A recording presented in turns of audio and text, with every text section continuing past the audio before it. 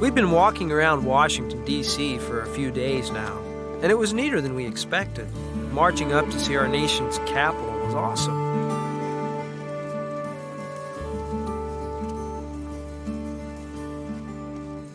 After that, we met some pretty cool scouts from all across the country. We talked about all the sights around us and which ones we were going to check out next.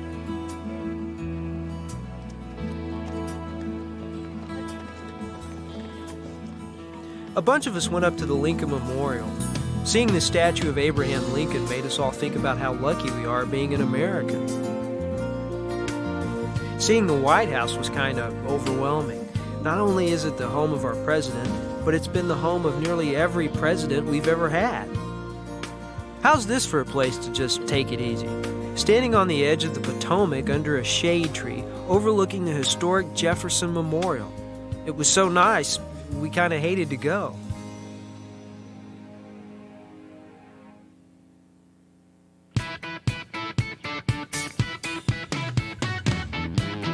Meanwhile, back at Fort A.P. Hill, a lot of groundwork was being laid by a totally dedicated staff. Talk about going the extra mile. They all wanted character counts, be prepared for the 21st century to be the best jamboree ever.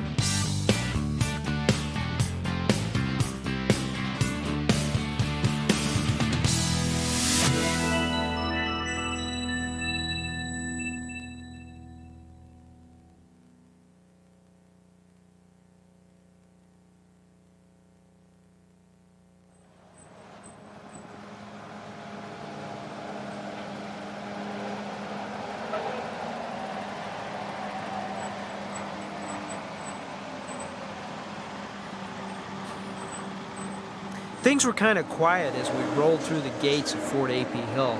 After all that sightseeing, we were all pretty tired. Our singing sounded most noticeably pathetic. It was so bad that some scouts woke up and thought it was just a little lame. Seeing other scouts hanging around made us anxious to get to our own campsite. Finally, we were there. This really got us pumped up, so we piled out of our bus. Our scoutmaster made us really hustle to get our stuff out. Have you ever seen anybody put up a tent this fast? Hey, when you're at a jamboree, why waste any time? By the way, these accommodations turned out great. Not only did we get to put it up ourselves, but we got to do our own decorating. Each tent was naturally air-conditioned and had an awesome view. Next, it was time to put in some major effort into something we were all pretty proud of. And lashing these wooden posts was the first step in building our troops' very own gateway. Putting the world-famous Jamboree picnic tables together was easy. Here's the secret. We supplied the brain work, while the Scoutmaster did most of the assembly. What a team. And hey, they turned out pretty good. Soon sub-camps were taking shape. Listen to this. In just 2 days, there were more than 850 troops. That's more than 35,000 scouts and scouters. The Jamboree had become the 7th largest city in Virginia. Fort A.P. Hill wasn't just packed, it was invaded. Like us, every troop has its own legends and traditions. That's what gateways are all about. Check it out. Most of them are pretty neat.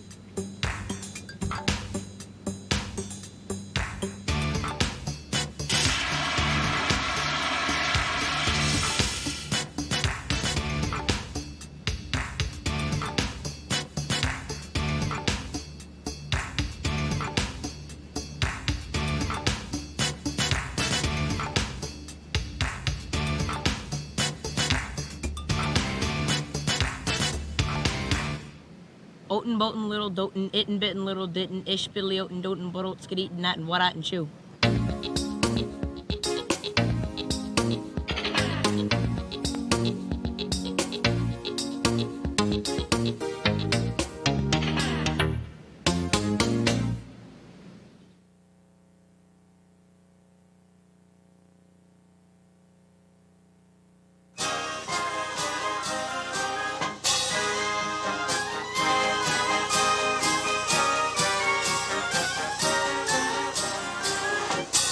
The opening ceremonies featured keynote speaker Togo West. Not only is he the Secretary of the U.S. Army, he's also an Eagle Scout. Next, Jack Creighton, the president of the Boy Scouts, said a few inspiring words at the podium. Then we got to hear Jerry Radcliffe, the Chief Scout Executive. Then came something that really blew me away, a reenactment of the Commander-in-Chief's Guard of the Continental Army. The Army's Fife and Drum Corps guys looked absolutely real with their wigs and uniforms. Oh, and their 75 caliber smoothbore muskets sounded real too.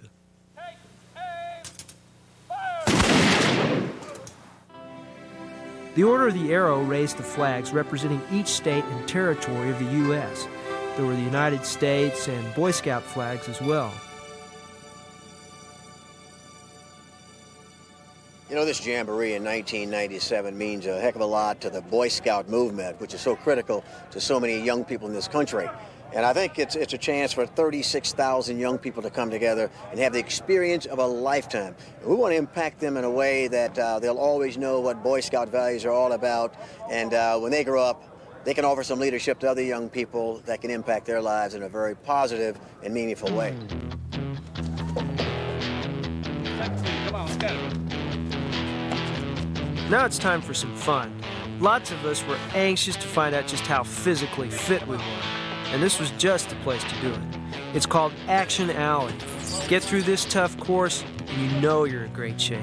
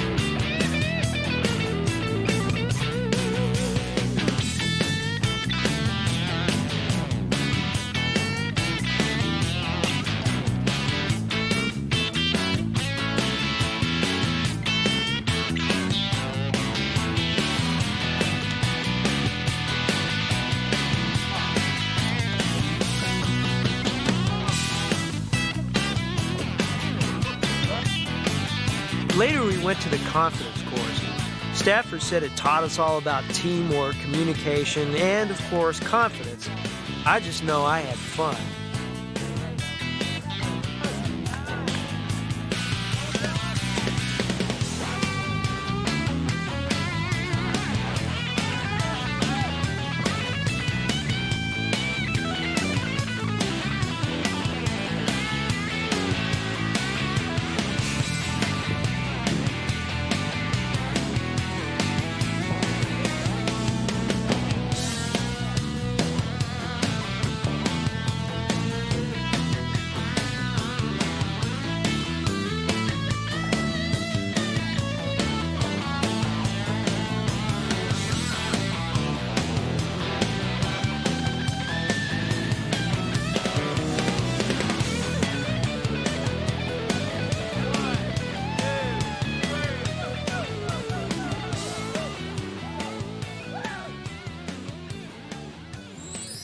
Are you a no-fear type of guy?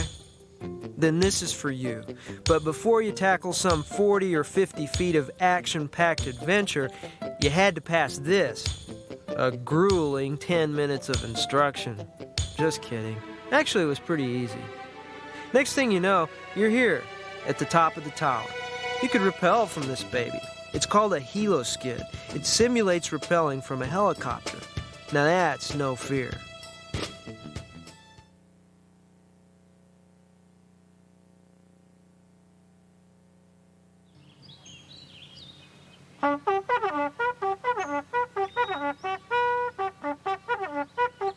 We weren't too thrilled about getting up this morning. I wanted just a little more beauty sleep. But hey, out here a guy can get big time hungry no matter how early it is. Now it's time for some thinking guys fun. And this was the stop, here at Pioneering Physics. It got its name because you use simple tools and pioneering skills to do a lot of neat stuff related to physics, like carefully walking up, then down on this primitive A-frame bridge. It's just like the one our forefathers used.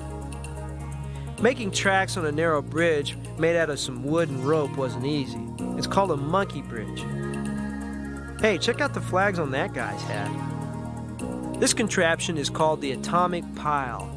The patrol's getting timed on how fast they can lower a log onto painted discs on the ground. The object of the atomic pile? To save the world, of course. Stepping up and scaling different rope ladders was a little harder than it looks.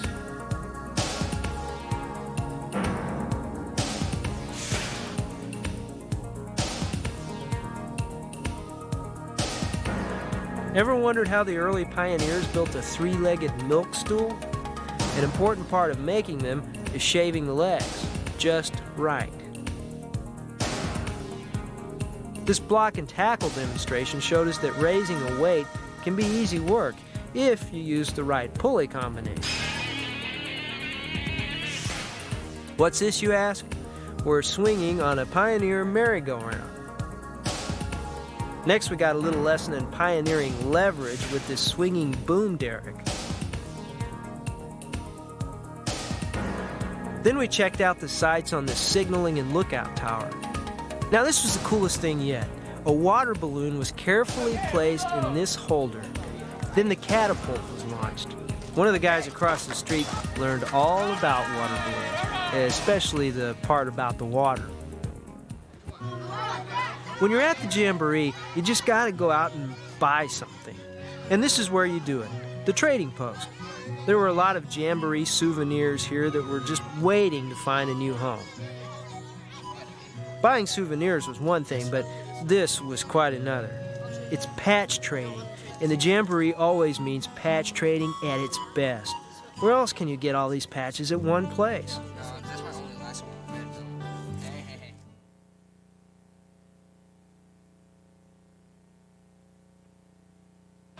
Some traditions never die, and rain at the Jamboree is definitely one of them. What else is a guy to do but to have a lot of fun? Making our way through the rain, we discovered two giant Quonset huts. They turned out to be the arts and science buildings. Inside, they have a lot of neat things that guys like us have made. Check out these art exhibits and science exhibits. Hey, look at this. Doesn't it remind you of an old Frankenstein movie? Well, once the rain let up, we went to see what these Civil War soldiers were up to. Want to hear something loud? I mean really loud? Then search no further than the daily stage shows and look for Riley's Battery. It's the only Civil War reenactment that can be felt as well as heard. Fire my battery! Fire!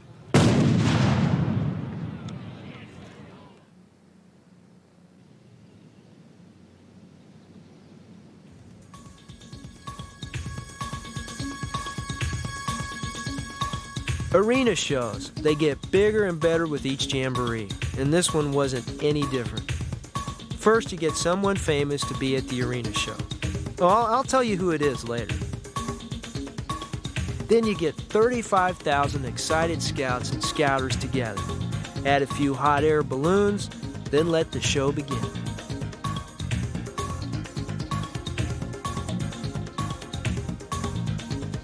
The Army's Golden Knight parachute team did a lot of neat tricks.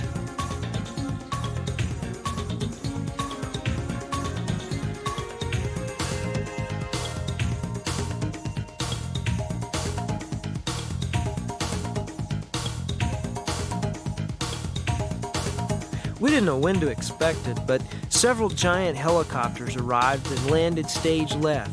It just had to be carrying the president, didn't it? Before we could figure it out, 4 Navy F-14 Tomcats buzzed the arena against a picture-perfect sunset. The President of the United States of America. Then President Clinton entered the arena show area. The crowd went wild. Imagine having the nation's chief executive honoring the Boy Scouts of America. Building community and character is what the Boy Scouts have always been about. So today I ask all of you to help spread the word about doing good turns. All of you here, each in your own way, are future leaders of this country. When you return home from the Jamboree, please encourage your classmates and your friends to join you in committing to community service. If every young person in America would give back to their community in the way you do, just imagine what we could do.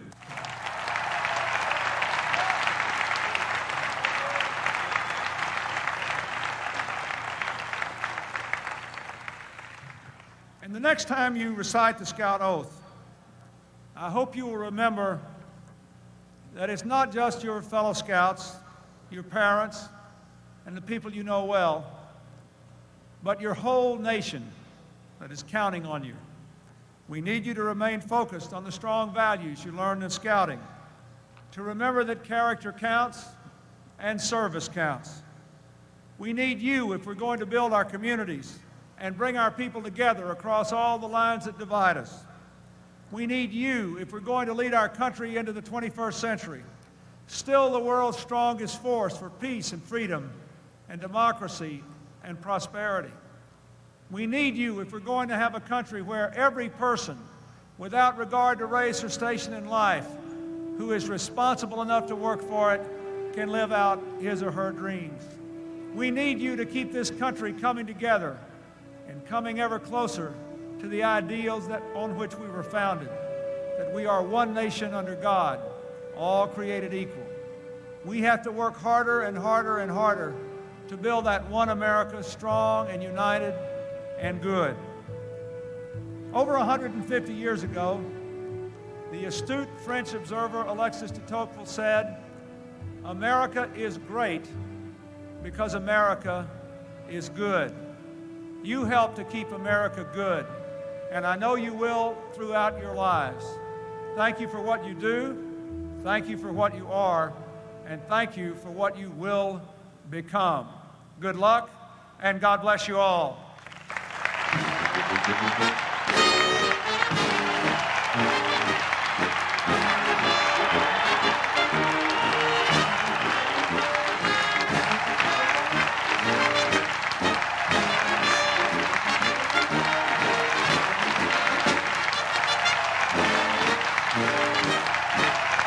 Then the president received the Distinguished Silver Buffalo Award. The president shakes hands with people every day, but this is above and beyond the call of duty. What an awesome way to end a terrific day.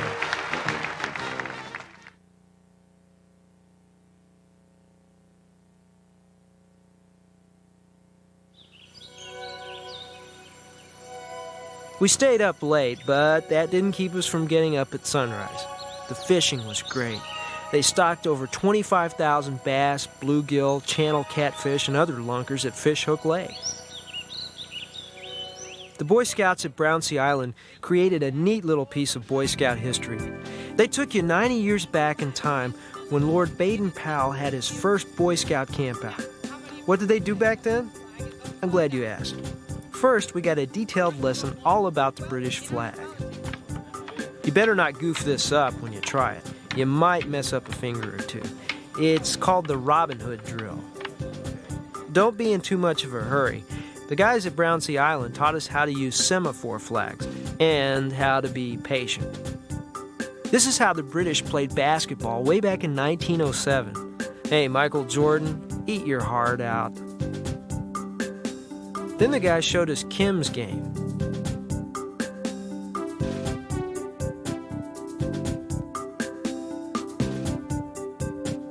It really tested our memory. This is a life-saving drill called flinging the squiler, or something like that. We found out that even tug-of-wars were popular back then.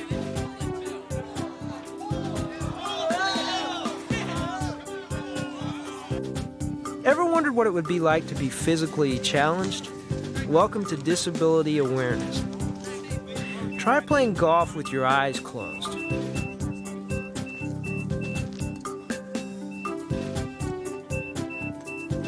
Or with only one arm. Or beeper baseball.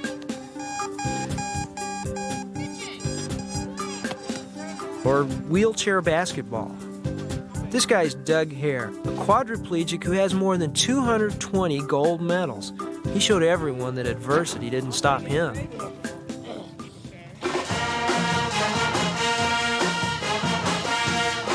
The Jamboree Scout Band played at the Daily Stage Show. Hey, they're pretty good.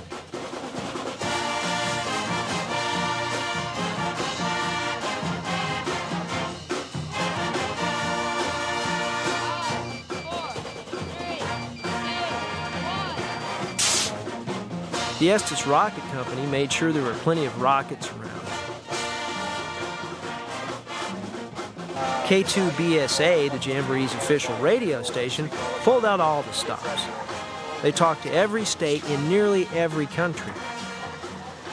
Scouts even linked to the Russian space station Mir. This is K2 B.S.A at the National Scout Jamboree.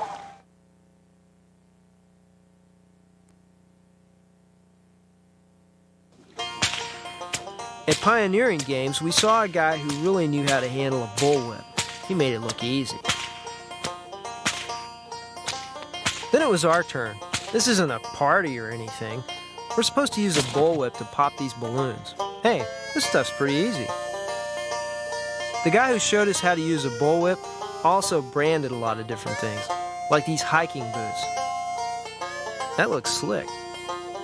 Some scouts could throw a long knife like a real pioneer. Others needed just a little more practice. Next came a real adventure no scout will forget. It's called black powder. First we got a little instruction as we loaded our .50 caliber rifles.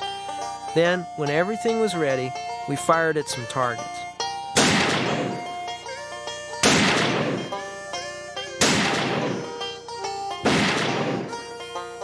Hey, not bad. Ever wondered what it's like to throw a tomahawk? With just a little coaching, you could throw one of these just like a real frontiersman. A lot of scouts got a taste of what it's like to be in a real rodeo.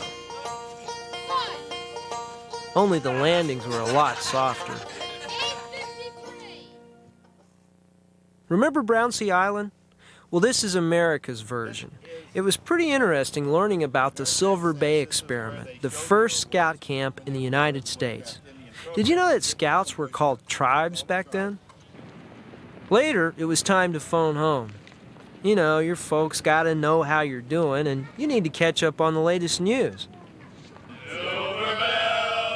The adults at this trading post were very entertaining. Want to see how well you can run? Then try this. It's a 5K run that'll test your endurance to the limit.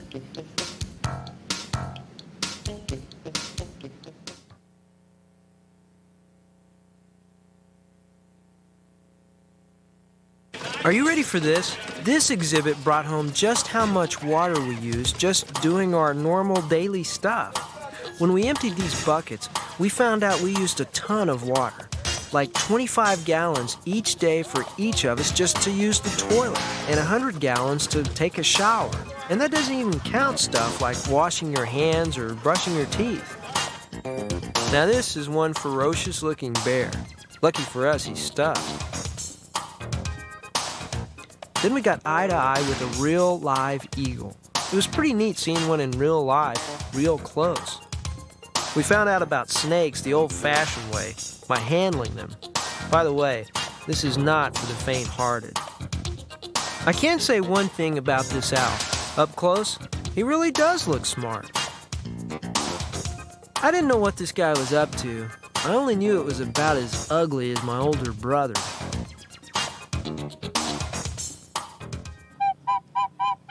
This scout is really talented. He's playing 2 flutes out of his nose, and he's good. Everyone wanted to tell the folks back home what it was like at the Jamboree. That's where hometown news came in. Lots of scouts sent stories home to newspapers, radio, and TV stations. After learning how to use a snorkel, fins, and mask, we were anxious to try out our new underwater skills. Next came the coolest experience of all. It's scuba diving, and it's outrageous. After the scuba folks checked us out, we were diving for Jamboree treasures. It kind of made me feel like Aquaman or something.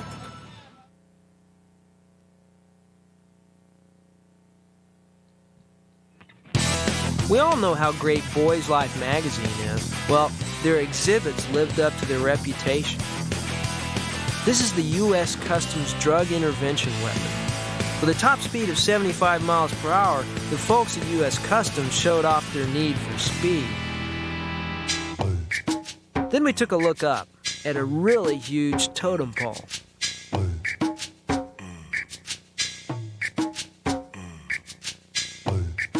Speaking of totem poles, it takes a lot of tools and a lot of time to build a totem pole.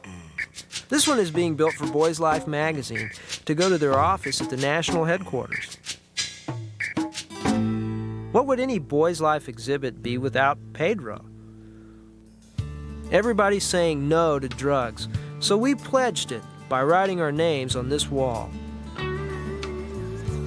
The U.S. Coast Guard had a neat little ride for us, only we supplied the muscle power.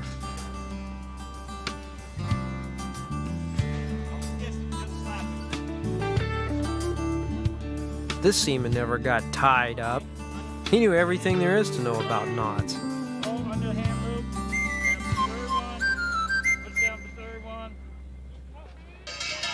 The national exhibits people asked the Korean scouts to do a traditional folk dance. It looked pretty fun, so it wasn't long before a bunch of scouts joined in.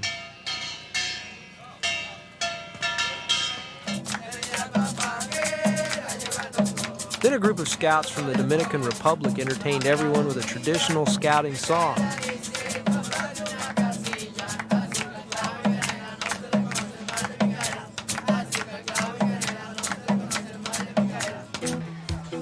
What guy doesn't like a great ride?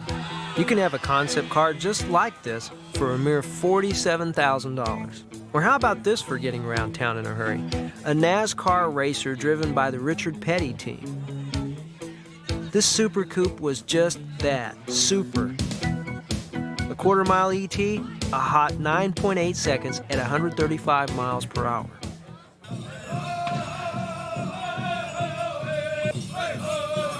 Scouting has always been close to Native American stuff, so I was pretty impressed when I saw the Order of the Arrow guys doing a war dance to the beat of authentic Native American music and wearing traditional Indian costumes. It was incredible.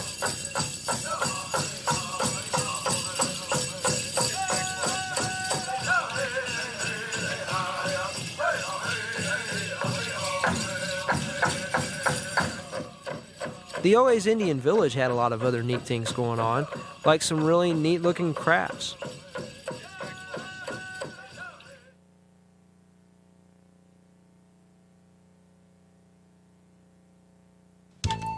Lots of scouts lined up for a fun bit of archery. Others took it a lot more seriously.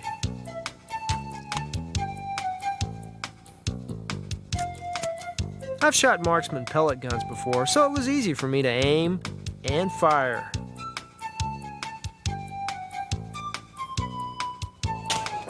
Bullseye.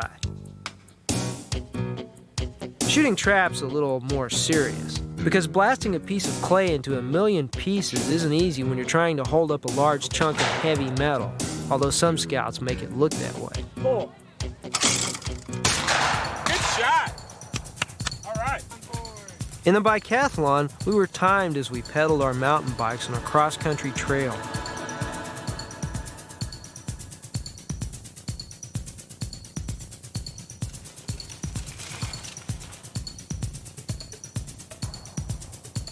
Stopping at a station to shoot an air rifle at 5 little red targets. Then continuing the mountain bike trek to the finish. Go. Yikes!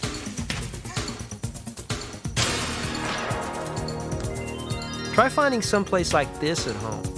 It's a BMX motocross. It's bike riding at its finest.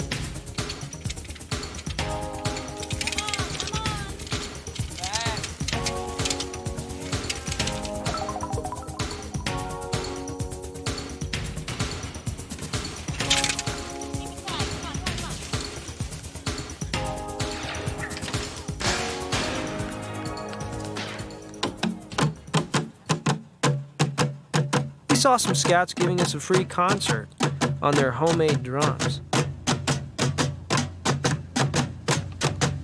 The jamboree is jugular. Jamboree is one of a kind. Jamboree is intense.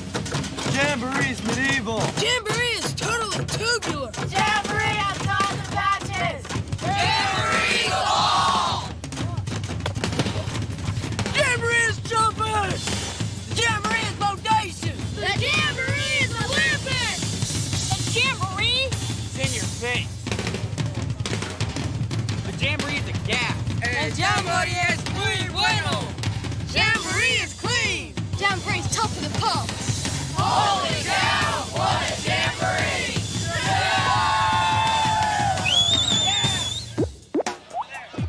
Buckets of water, lots of buckets of water, 50 to be exact.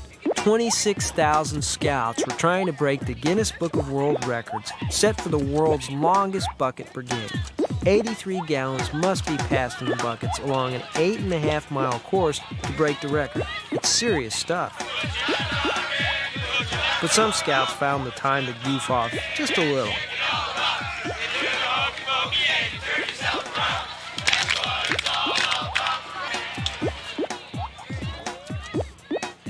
While others just clowned around.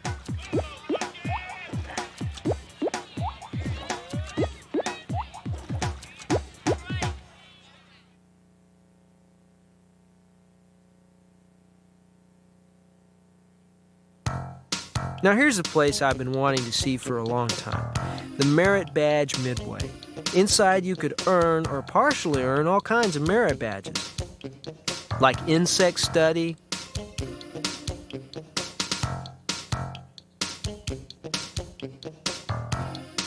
and leather work,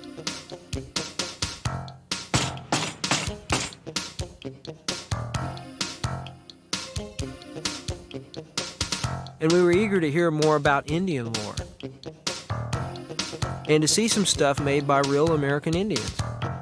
We even learned how to make arrowheads.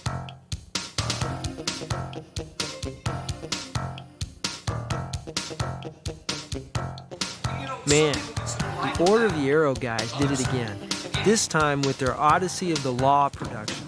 Just what is Odyssey of the Law? It's sort of an interactive morality play that's rooted in the principles of the Scout Law. Remember that star you have to steer by, the Scout Law, as the Odyssey of your life continues.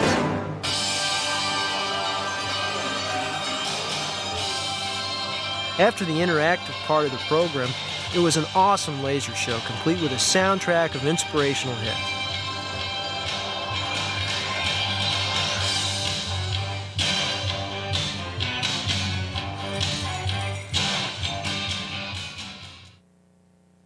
Later, it was time for the final arena show. Guys with these patrol flags are leading the way in. Pretty colorful to watch, huh?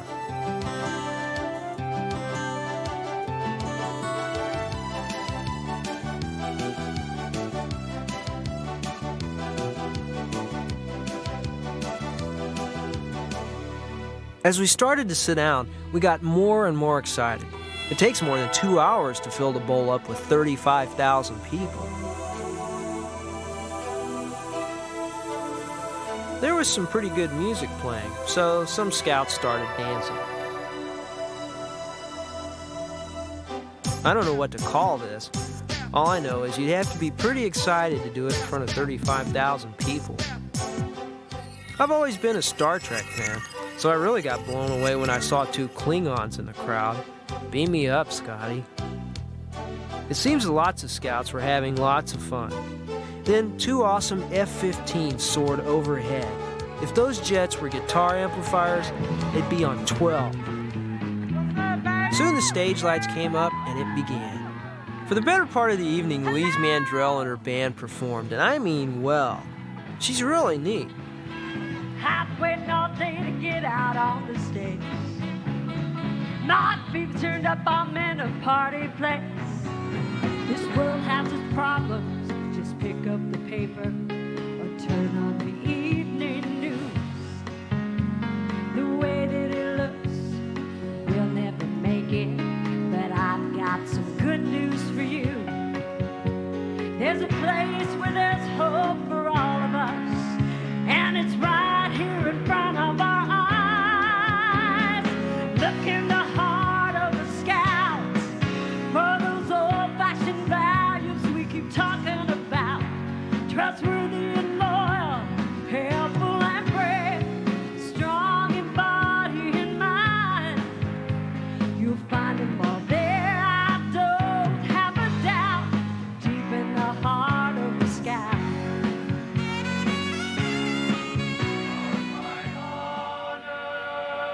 Later, the traditional candle lighting ceremony began, and the symbol of scouting quickly spread across the entire arena. It was unbelievable.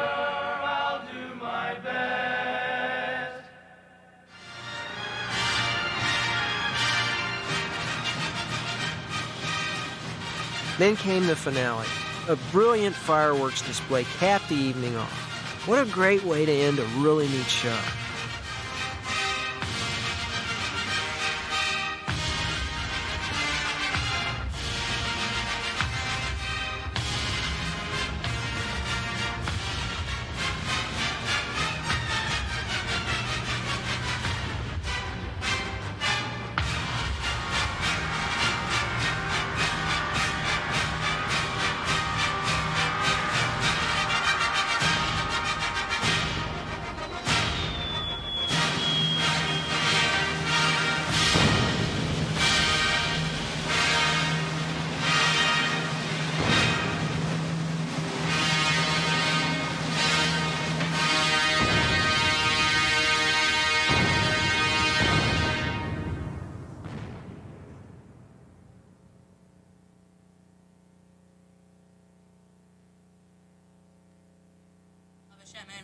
A scout is reverent, so the staff at the Jamboree made sure that every faith was represented with some kind of religious program. For some, it was a time for spiritual learning and worship.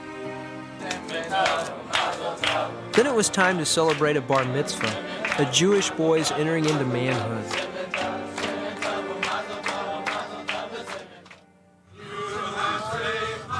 It was a long walk to some religious services, but that only encouraged more scouts and scouters to attend. Worship services were packed, like this Catholic Mass attended by about 8,000 scouts. It featured Cardinal William Keeler, the Archbishop of Baltimore. Did you know he's an Eagle Scout? I'm happy to be with brother scouters and scouts as now we join in prayer. In the name of the Father, and of the Son, and of the Holy Spirit. Amen. Peace be with you. And also with you. There were a lot of people here, too. The crowd hung on every word at the Church of Jesus Christ of Latter-day Saints services. It's not hard to figure out why when you discovered that Mr. Monson, first counselor in the first presidency of the church, led the congregation.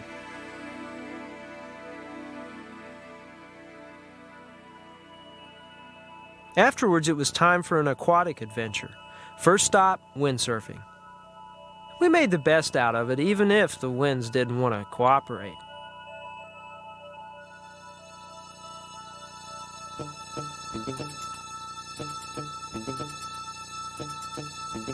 Hey, hold the presses. These guys are doing pretty good. From across the water, we could see that scouts were getting ready for a kayak blowout. These guys made maneuvering a kayak around a tricky course look pretty easy. Here's something that takes a ton of coordination. It's called crew rowing. With a little bit of instruction and familiarization with the controls, you're on your way to Olympic-style rowing in a sleek, lightweight shell.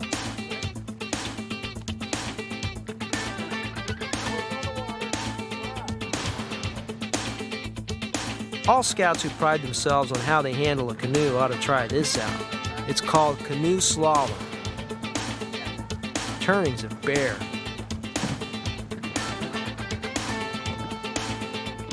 You get up to speed using a ton of muscle power.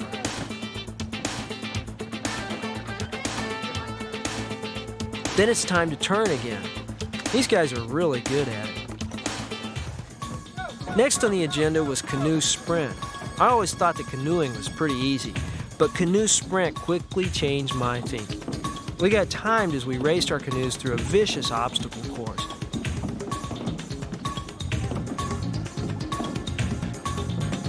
It looks like the leaders are all piling up in front of us.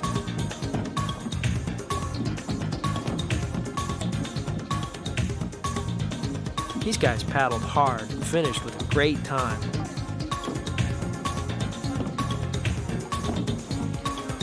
Next, it was time for some wet fun. It's called Raft Encounter. It's when scouts in one raft challenge others to a fun-filled bump and splash fest.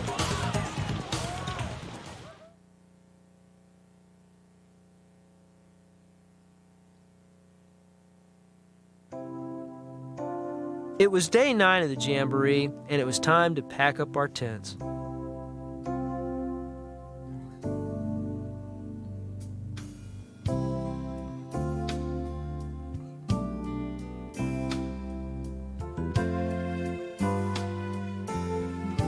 Nine days of non-stop adventure made all of us pretty tired.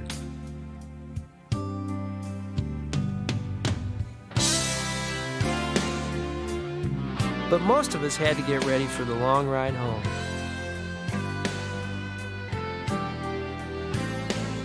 It was kind of sad because once we were on the bus and headed for home, we knew the Jamboree would be history. You know what makes me feel a whole lot better, though?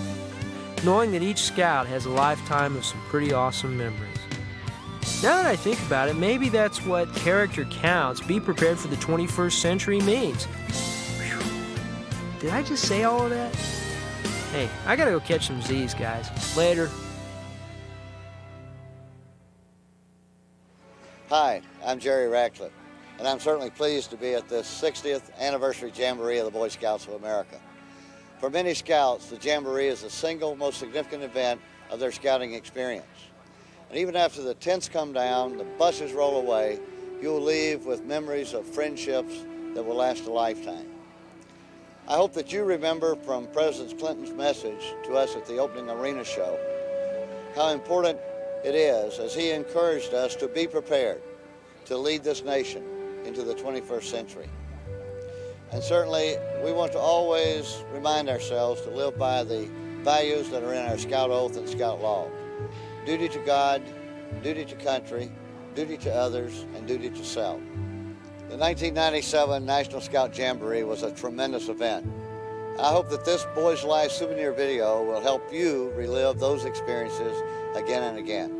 And I'd like to wish to you the very best for good scouting.